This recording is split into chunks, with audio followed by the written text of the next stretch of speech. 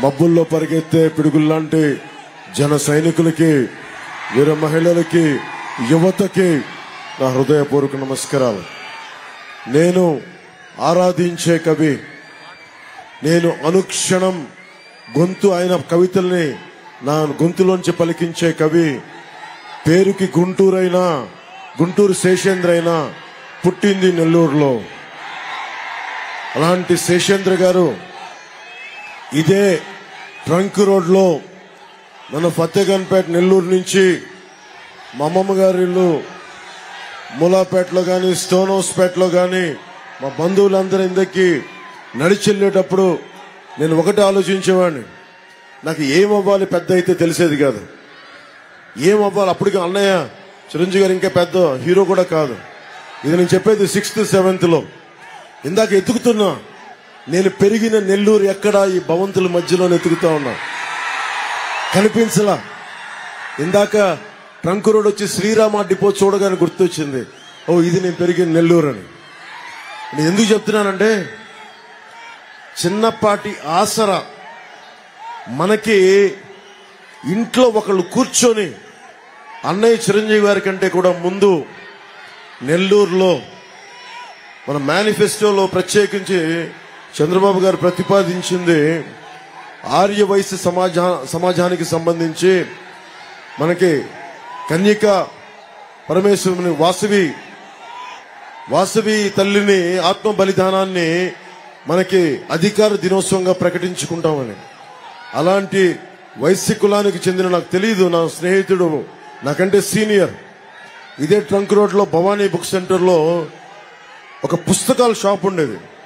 Srirama book డిపోలో నాకు దొరకని సోషల్, ఈ సైన్స్ కోసం కావాల్సిన అసైన్మెంట్స్ కోసం అన్ని ఎతుకుతా ఉంటే భవానీ బుక్ సెంటర్కి వెళ్తే నాకు ఇచ్చాడు. అంటే ఒక వ్యక్తి నాకు ఎంత అండగా నిలబడ్డాడంటే, ఈ రోజు నేను బలంగా పొలిటికల్ పార్టీ పెట్టగలిగి దశాబ్దం నుంచి పార్టీ పెట్టి నడపగలుగుతున్నానంటే ఒకళ్ళు నాకు ఇచ్చిన జ్ఞానం. ఏం చేయలేదు నాకు, నా పుస్తకాల షాప్లో నువ్వు చదువుకో ఫ్రీగా అని. నేను కాలేజీకి వెళ్ళా, మధ్యాహ్నాలు పుట్టిన విఆర్ కాలేజ్, ఇంట్లో కాలేజీకి అని చెప్పి వెళ్ళే పుస్తకాల షాప్లో కూర్చొని అన్ని పుస్తకాలు తిరిగేసేవాడిని. Politics, social, history, political science అన్ని చదివేవాడిని. ఆ జ్ఞానం నాకు ఎంత ఉపయోగపడిందంటే, ఇంటర్మీడియట్ పాస్ అవ్వడానికి ఉపయోగపడలేదు, కానీ మీకోసం ఇక్కడ రోడ్ల మీదకి వచ్చి ఒక గూండా ప్రభుత్వానికి, ఒక గూండా గర్దీ చేసే రాజకీయ నాయకుడికి ఎదురు నిలబడటానికి దమ్ము చేయూతనిచ్చింది. నేను ప్రత్యేకించి పెట్టి పొట్ల నేను చెప్పదలుచుకున్నది ఇక్కడ ఉన్నంత యువత అందరికీ, ఎవ్వరు కూడా పెట్టి పుట్టరు. మనల్ని మనం ఎలా మలుచుకుంటామో. చిన్నప్పుడు మా నాన్న ఫతేగన్పేట మాకు అక్కడ ఉండేటప్పుడు మా నాన్న ఒక మాట చెప్పేవాడు, నువ్వు ఎలా అనుకుంటే అలా తయారవుతావు అని. యద్భావం తద్భవతి, మతి ఎంతో గతి అంతే. మీరు ఏమనుకుంటారో అది అవుతారు.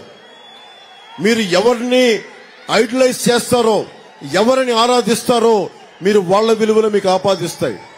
మీరు జగన్ని గుండెల్లో పెట్టుకుంటే మీరు కూడా జగన్ లాగే అవుతారు. మీరు స్వామి వివేకానందని పెట్టుకుంటే స్వామి వివేకానంద దారిలో వెళ్తారు. ఒక పుచ్చలపల్లి సుందరయ్య గారిని పెట్టుకుంటే ఆయన దారిలో వెళ్తారు.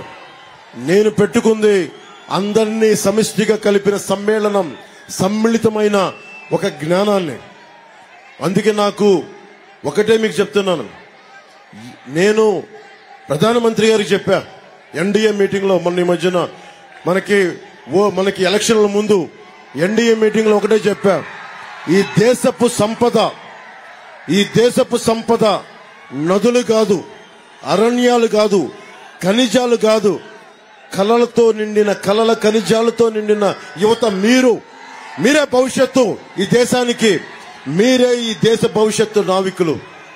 మీకు గనుక సరైన 2047లో మొన్న మిత్రుల చంద్రబాబు గారికి కూడా చెప్పా, మీరు 90 దశకం చివరిలో మీరు విజన్ 2020 అంటే నేను చూస్తా ఉండేవాడిని, ఎప్పుడు 2020 వస్తుంది, ఏం జరుగుద్ది అని చూసేవాడిని.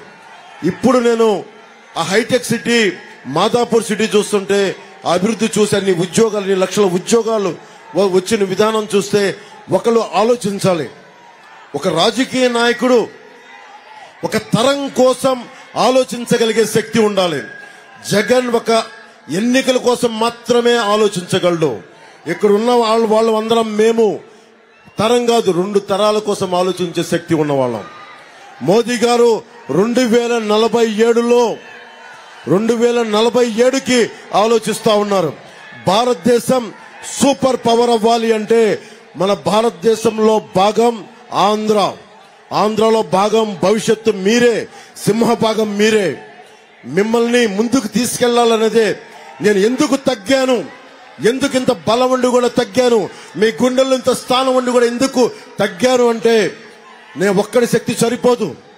5 కోట్ల మందిని మొయ్యాలి అంటే ఒక దేహానికి ఒక రక్తనాళం సరిపోదు, ఒక దేశానికి ఒక నది సరిపోదు.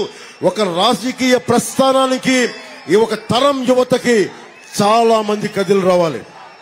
రాజకీయ దురంధరులు వ్యవస్థను నడిపి పబ్లిక్ పాలసీ మీద బలమైన అవగాహన ఉండి చంద్రబాబు గారు ఉన్నారు. దశాబ్ద కాలంగా రోడ్ల మీద తిరుగుతాను నేనున్నాను. ప్రధానమంత్రిగా మోదీ గారు ఉన్నారు. వేమిరెడ్డి ప్రభాకర్ గారు, నారాయణ గారు, శ్రీధర్ రెడ్డి గారు, అందరి అనుభవం మనకు పనిచేస్తుంది. అందుకని మీకు అండగా ఉండటానికి ఎక్కడ నెగ్గాలో కాదు, ఎక్కడ తగ్గాలో తెలుసుకొని మిమ్మల్ని భుజాల మీద ఎక్కించుకోవడానికి, ఊరేగించుకోవడానికి, మీ భవిష్యత్తుని బంగారమయం చేయడానికి నేను వచ్చాను. నేను పిఠాపురం నుంచి పోటీ చేస్తున్నాను. అసెంబ్లీలో అడుగు పెడుతున్నాం. మనకి పట్టుమని 2 వారాలు కూడా లేదు.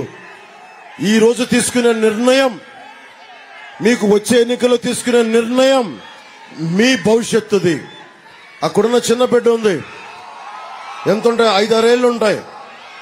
5-6 ఏళ్ళు ఇట్లా అయిపోతే రేపొద్దున 18 ఏళ్ల బిడ్డ అయిపోవడం ఎంతోసేపు పట్టదు. కళ్ళు తిరిగితే కాలం గిర్రును తిరిగిపోద్ది. నేను పార్టీ పెట్టి దశాబ్దం అయిపోయింది. 2019 జగన్ వచ్చి కాలం గిర్రును తిరిగి 5 సంవత్సరాలు అయిపోయింది. కానీ మీ భవిష్యత్తు నలిగిపోయింది. సిపిఎస్ రద్దు చేస్తాడు, సిపిఎస్ రద్దు చేయలేదు. ఫీజు రీఎంబర్స్మెంట్ చేస్తాడు, ఫీజు రీఎంబర్స్మెంట్ చేయలేదు. ఫీజు రీఎంబర్స్మెంట్ డబ్బులు తీసుకెళ్లి 1300 కోట్ల రూపాయలు వైసీపీ రంగులు భవనాలకు వేశాడు. తీయడానికి 1000 రూపాయలు, ఇంకో 1000 కోట్ల రూపాయలు రంగులు మార్చడానికి వేశాడు. 1300 కోట్లు రంగులు వేయడానికి, 1000 కోట్ల రంగులు తీయడానికి వేశాడు. అదే డబ్బు మీ ఫీజు రీఎంబర్స్మెంట్లు చేసినా ఎంత అద్భుతంగా ఉండేది. మేము చాలా బాధ్యతతో ప్లానింగ్ చేయడానికి ఉన్నాం. చంద్రబాబు గారు, నేను, ఆయన అనుభవం రాష్ట్రానికి కావాలి. మన జన సైనికుల పోరాట పటిమ కావాలి. తెలుగుదేశం తాలూకు నిర్మాణం కావాలి. భారతీయ జనతా పార్టీ నాయకత్వం, కార్యకర్తల తాలూకు శక్తి కావాలి. మనందరం కూర్చొని నిలబడి మనం బలంగా కొత్త ప్రభుత్వాన్ని, కూటమి ప్రభుత్వాన్ని స్థాపించుకుందాం. కానీ బాధ్యత మీదే. నేను ఎన్ని దశాబ్దాలుగా ఉన్నా, చంద్రబాబు గారు ఎన్ని దశాబ్దాలుగా ఉన్నా, ఓటేసేటప్పుడు మటుకు భవిష్యత్తు మీరే నిర్ణయించుకోవాలి. వైఎస్ జగన్ ఎలా మాట్లాడుతున్నాడు, మేమందరం ఎలా అడుగుతున్నాం, దండం పెట్టి ఓట్లు అడుగుతున్నాం. మా భవిష్యత్తు కోసం కాదు. నాకేమైనా తక్కువ మీరు చెప్పండి, చంద్రబాబు గారికి ఏం తక్కువ చెప్పండి, వేమిరెడ్డి ప్రభాకర్ రెడ్డి గారికి, నారాయణ గారికి, శ్రీధర్ రెడ్డి గారికి ఎవరికి అవసరం లేదు. కానీ జగన్ ఎలా అడుగుతాడు, సిద్ధం అంటాడు, నాకు ఓటేయండి అంటాడు, ఇట్లా మాట్లాడతాడు. భయపెడతాడేంటి నాకు అర్థం కాదు. ఎవరిని భయపెడతావు నువ్వు? మర్యాదగా మాట్లాడలేవా? ఒకటే గుర్తుపెట్టుకోండి, గాజు పగిలే కొద్దీ పదునె కొద్దీ.